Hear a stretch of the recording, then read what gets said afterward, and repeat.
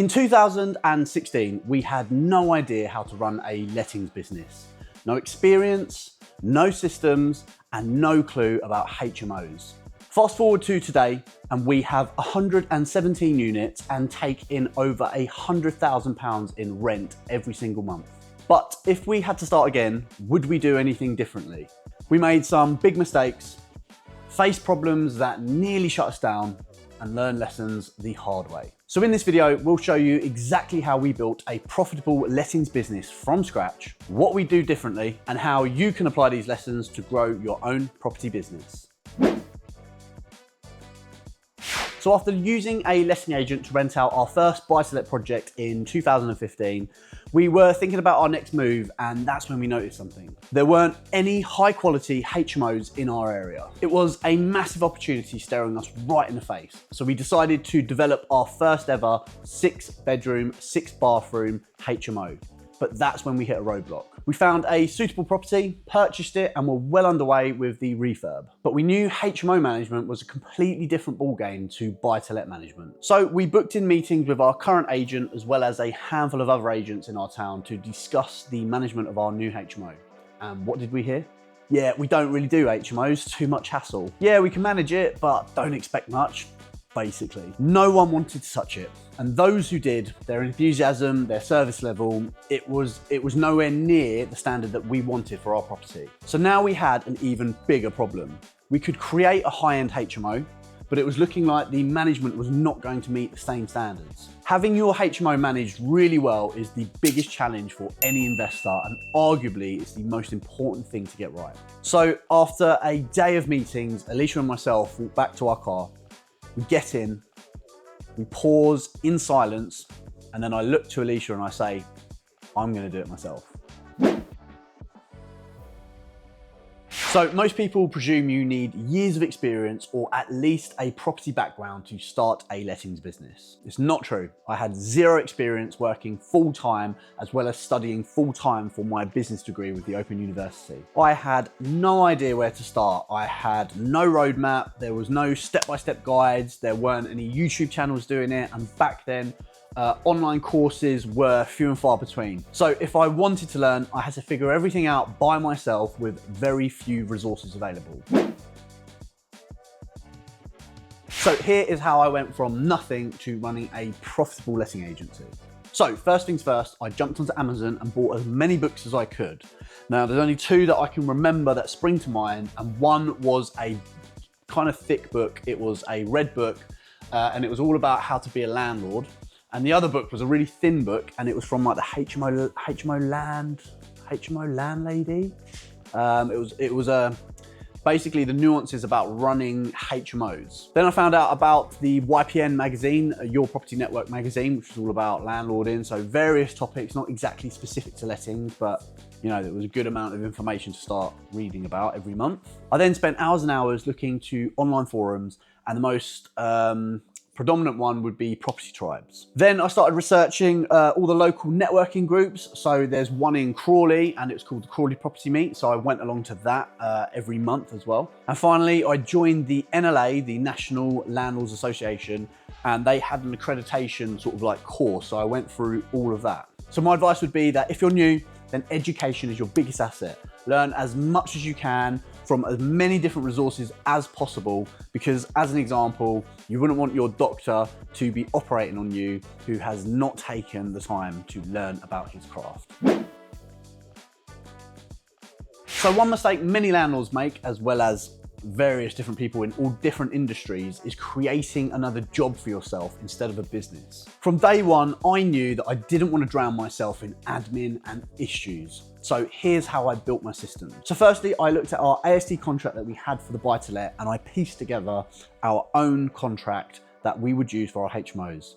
Then I went about researching referencing companies, how that process looked, creating that process, looking into where we registered deposits, was it a custodial scheme, etc., etc. I had to figure out the entire system. But one thing was clear to me: I did not want to do it the old-fashioned way, because when I looked at our current agent at the time, they had everything manually to go in and sign the contract. They had filing cabinets filled with paperwork. It just seemed quite slow. I knew I wanted to innovate and I wanted to be modern, digital, and streamlined. So I went about figuring out how we could sign paperwork digitally. So I set up Adobe Sign.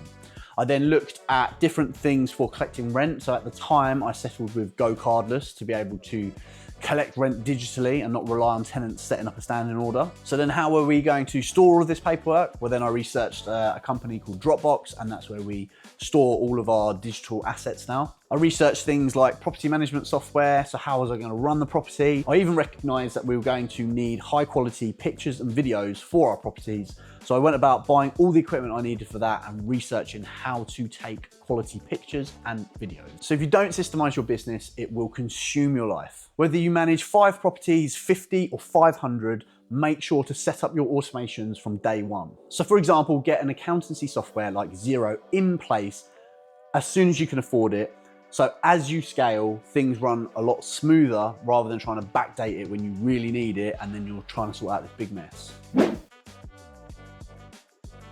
So by late 2016, early 2017, I had worked on absolutely everything and our HMO was finished. So now I had to put everything I had created into action. The rooms fly out and the first set of tenants move in. It was a 6-bed HMO. So 6 people move in and I get feedback.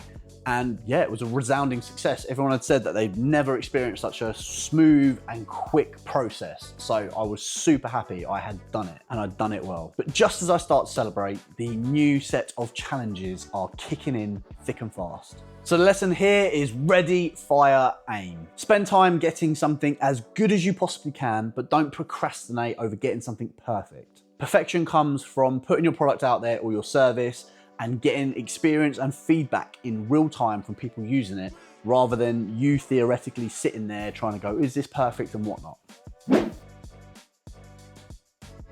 So after our first HMO and the success of that, we went on to do our second project and another HMO, a 5-bed HMO this time. From here, I started heavily posting online, and the main place I posted initially was on Property Tribes and YouTube. I continued to go to the Crawley Property Meet where we met our first lettings client who had just developed their 6-bed high-end HMO. They had seen the same gap that we had and wanted to deliver a high standard across the board. So VCC Homes was exactly what they were looking for. So then our YouTube videos started to attract investors who wanted us to build their portfolio for them. So then we started our investment company, VCC Investments. And if you want to know more about that, I'll pop a video up on the screen now. But it made perfect sense that after we found properties, designed them, project managed them, that they would fall straight into our lesson business, VCC Homes. I continued to document absolutely everything we were doing through YouTube. And if you want to see a peek into that story, then check out VCC Vlog and VCC Investments YouTube channels. So at this point, we weren't just self-managing anymore. The business had transformed. Not only did we have an investment company, but we had a fully up and running lesson business that had proper clients as well. So yeah, putting yourself out there on social media is an absolute must. This is what really grew our businesses. Post on forums, create content, and network. The more people that know what you do, then the more opportunities will come your way. If you're someone that struggles with creating content, then think about it like this. Just document what you're doing rather than trying to think about creating content, because that in itself is good content that people want to see. So with all this growth came struggles and challenges that we just weren't prepared for.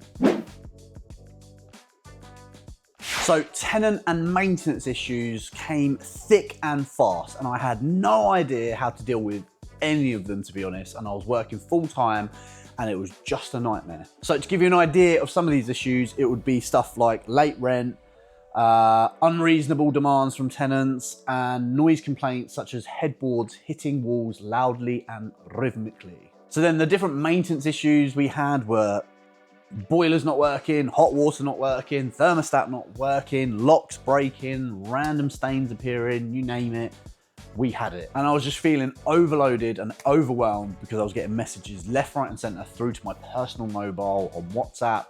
I was getting threats of being sued because I didn't do what tenants wanted to do. You name it, every problem that every letting agent faced, I was getting, and I had never dealt with it before, and it was just like, I think at the time as well, we were transitioning from having just completed a HMO and having that sort of 1 year warranty period with our builder and going outside of that. So any issues that fell outside of that, we're now not relying on our builders that have done the refurbs to sort issues. We're having to find reliable new trades, handymen, different plumbers and stuff like that wanted to take on small jobs. And that's not to say that our current plumbers and electricians didn't do little small jobs here and there as well, but we knew and realized and recognized that we needed to build a bigger pool of reliable trades as well. So yeah, it was really stressful. Finding the right trades is hard work, and it just felt like I was absolutely drowning. So at this point, Alicia and myself decided to do a mastermind, and that was in 2017, 2018. But that did predominantly focus on the investment side, the investment business, as we were just growing exponentially there, and we needed to figure out how to gain more time. So as the mastermind months went on, it's a year mastermind, one of the sessions, it was suggested and heavily sort of like, yeah, we all agreed that the best thing to do would be for me to take out a £15,000 loan, which I found at 3% back then, and quit my job to live off while I focused on growing the business. So we did, and I did.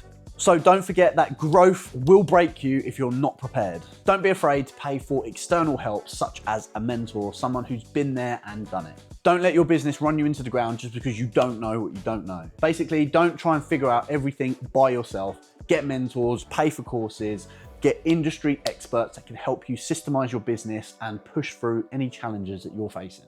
Education and learning is always key.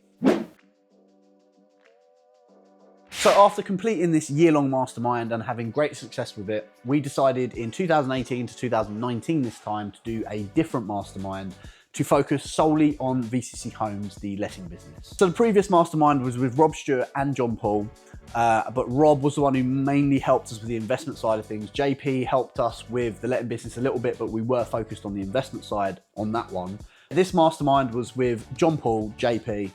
He owned at the time Castledine Group, which was a big group of estate agent and letting agents, and he was at the time buying up more and more, so growing this group of businesses in the Northeast.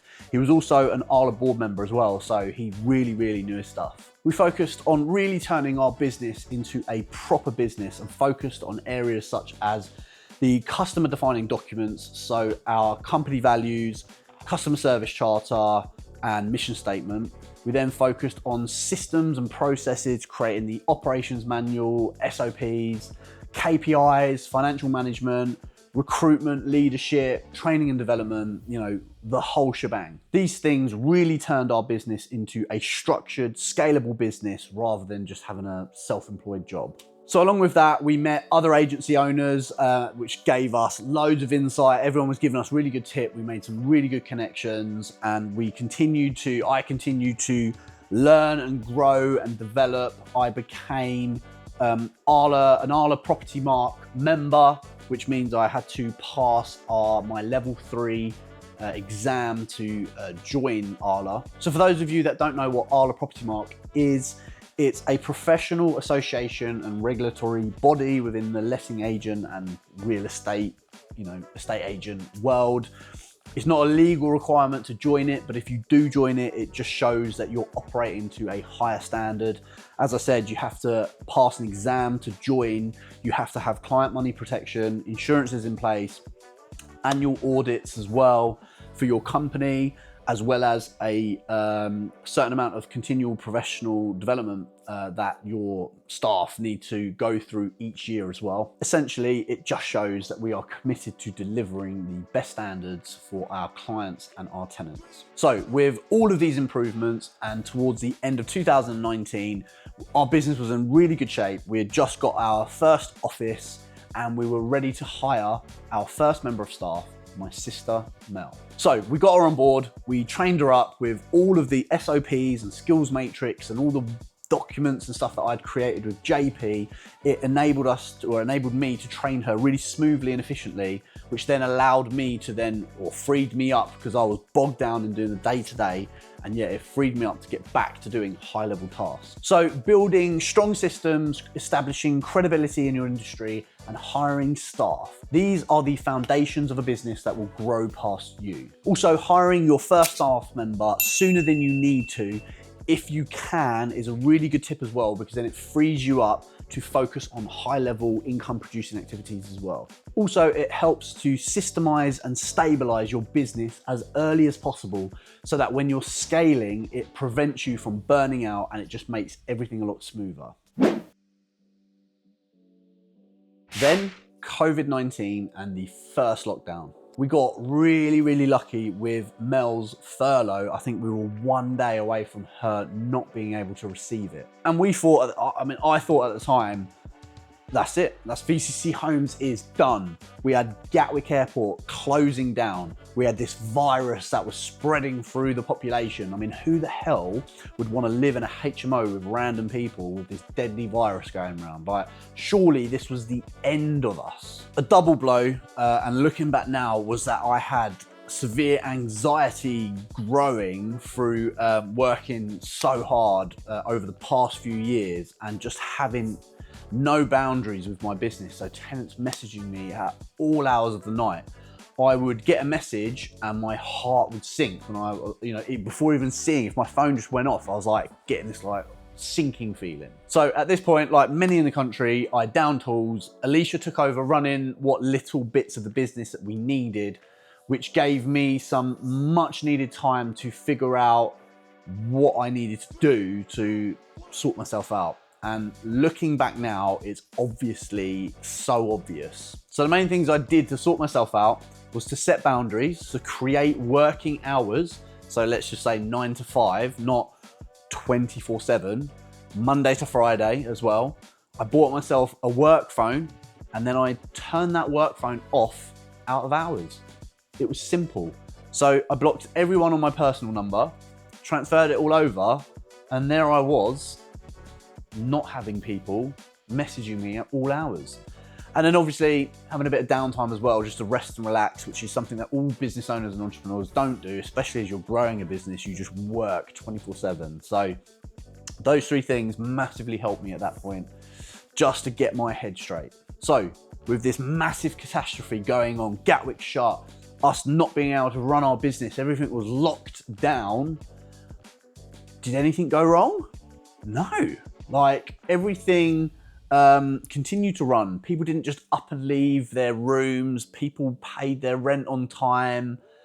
There were no real issues. In fact, as restrictions lifted, we actually managed to finish a couple of projects for clients that had been stuck, and then our business continued to grow. So during this time as well, we took the downtime to reassess Mel's role within the business, because we had originally took her on to do almost like an admin role, so anything from a computer. But once she came back from being furloughed, we decided to increase the scope of her role, and we included physical jobs as well. So she started doing viewings, inspections, check-ins and check-outs, because we felt like instead of having a business that was almost like department led, so if you wanted to do, referencing any maintenance issues, you go there, we had a more linear, you deal with this person and they deal with everything within your tenancy. And we felt that that works a lot better, because as an example, for me personally, I think running a HMO business, it doesn't work if you've got, say you had two staff,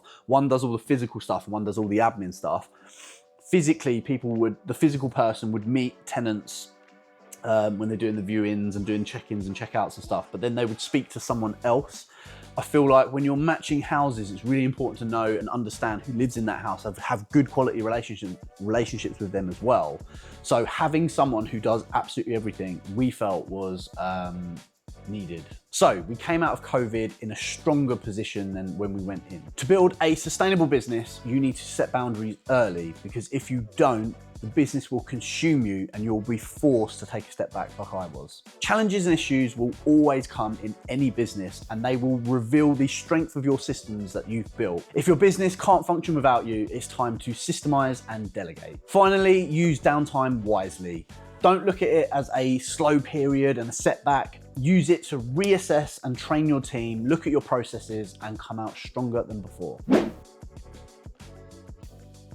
From 2020 to 2024, we wrapped up most investment projects for our clients, and we focused on two things. One, keeping VCC Homes running smoothly, and two, we focused on our biggest project to date. And if you want to know more about that, then check out the video on the screen now. So on a personal note, and the reason why we did that big deal is because Alicia and myself knew that we wanted our third and fourth child. So we've been pretty busy with that adjustment. Last year in 2024, we hired Alicia's sister, Belle. And the reason for this is because our headspace and our time is becoming freer and we're wanting to start to ramp up the lettings business again. So since starting with us, she has helped to smooth out a lot of operations and also started to take things off of my hands, such as helping me with reconciling the accounts. She also now does the rent run. She also has helped us implement a management software that I had been looking at for quite a while, and she was so impressed with it that she reached out to them for a job as well. So she works part-time with them and part-time with us. And that management software is Coho, and it is really good HMO specific management software. So check it out if you're in the HMO industry. So we are now in a really good position that we've crossed some T's and dotted some I's, and we are now tasking her with two major things, which is one, updating VCC Homes' brand and branding, as well as updating our website, because those two things are a little bit outdated now. Now, at the time of making this video, here is what VCC Homes looks like. There's 4 of us now, Alicia and myself, and Mel and Belle. We have 25 properties under management, 19 are HMOs with 111 HMO rooms, and 6 are buy-to-lets. And it's a 6-figure business. We have now dealt with hundreds and hundreds of tenant issues, and there is absolutely nothing that can faze me now. And that's it. That's how we've built a profitable letting business from scratch, VCC Homes' story. If you've made it this far, then first off, thank you for watching. We've come a long way with VCC Homes, and now we're looking to help others do the same. So if you've ever thought about starting your own letting business, whether that's self-managing your own properties, doing rent to rent, or even starting a full-on letting agency, then I'm working on something for you. Right now, I'm in the early stages of creating a course where I will teach you everything I've learned from starting a letting business from scratch and turning it into a profitable letting business, earning over 6 figures. I'm going to be opening up early access to that course, so find somewhere in the description, I'm not sure where I'll put it yet, but leave me your email and I will give you updates as and when I have them. And if you're a landlord around the Gatwick area and you're looking for a professional hands-free letting service, whether that be for HMOs or buy-to-lets, then let's have a chat. We do specialize in HMO management, and between me and you, I think we are the best in the area personally. But we also manage buy-to-lets as well, no problem. So yeah, if you're interested, give us a call and we can chat and discuss about managing your property for you as well. And finally, if you've enjoyed this video and want to see more behind the scenes of property investing, business and entrepreneurship, make sure to hit that subscribe button. Also, let me know in the comment section below what is your biggest lessons in business. And if you have any questions, also feel free to pop them down below. I'll do my best to answer absolutely every single one of them. So thank you, and I'll see you in the next video.